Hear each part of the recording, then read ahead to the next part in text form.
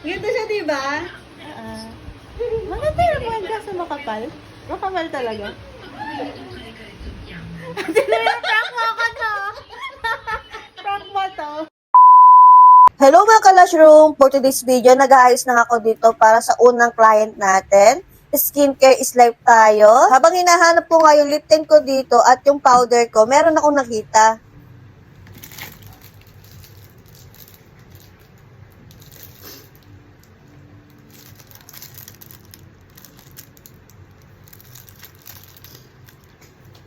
At ako naman ay nakaisip ng kalokohan. Tara na, ma'am. Okay lang po mag-video, ma'am? Yes po. Tapos ipapost ko na siya sa page. Kailan ba yung last na paggawa?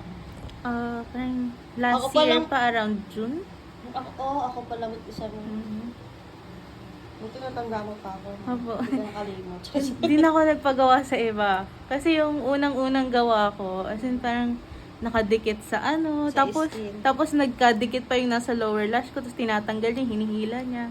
Kaya parang akala ko, lahat ng parang lash extension ganon, tapos parang uncomfortable. And nung na-try ko yung yun last year yata yun, last year. Ayun, sobrang gaan lang niya ko. Okay. Hindi na ako ulit try sa iba. Magpahinga ka lang muna.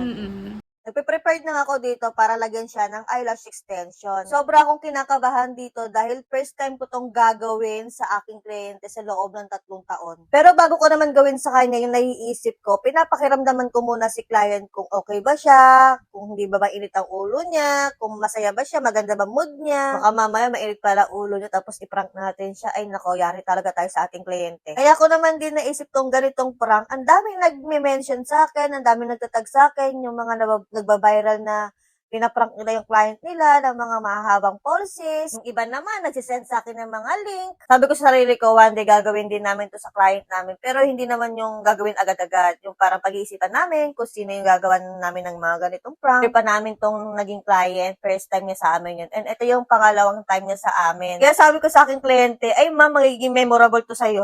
Charis. Nag-start na nga ako dito maglagay ng extension. Ang request ni client na ipagawa ay classic cat eye. Bago ko magawa ng maayos yung gagawin natin sa kanyang prank, ay sinabi ko sa kanya, kakapalag ko yung eyelash extension na lalagay ko sa kanya kasi manipis yung pilik mata niya at habaan ko ng konti. Tapos na nga tayo dito at gagawin na nga natin yung naisip nating kalokohan.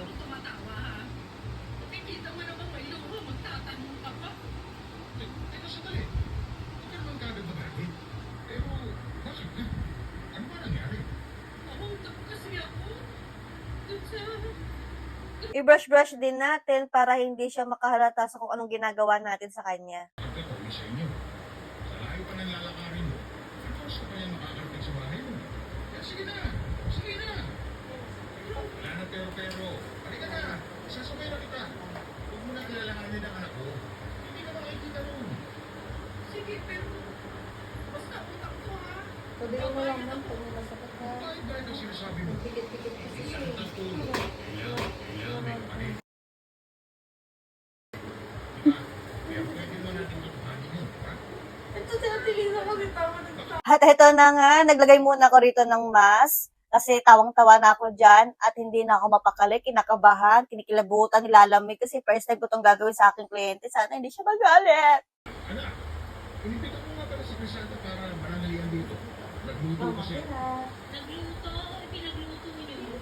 Yung mga sabihin na may special guest pala tayo. Okay lang pa.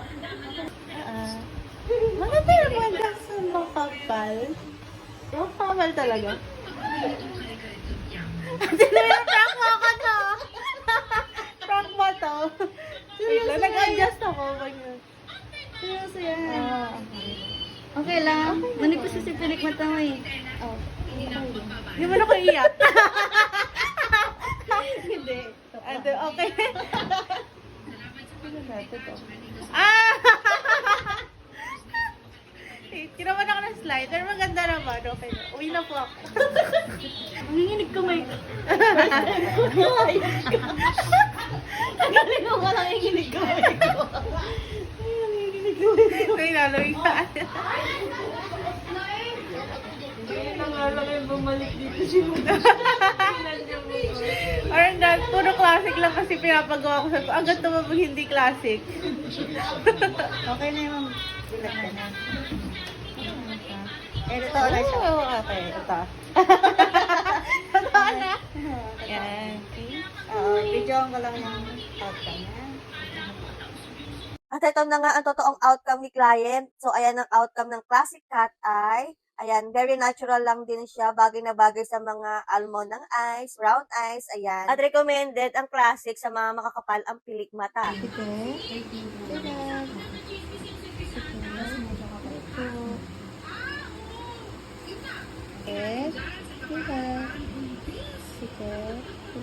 So, ayun lang. Thank you for watching. Bye! Mwah!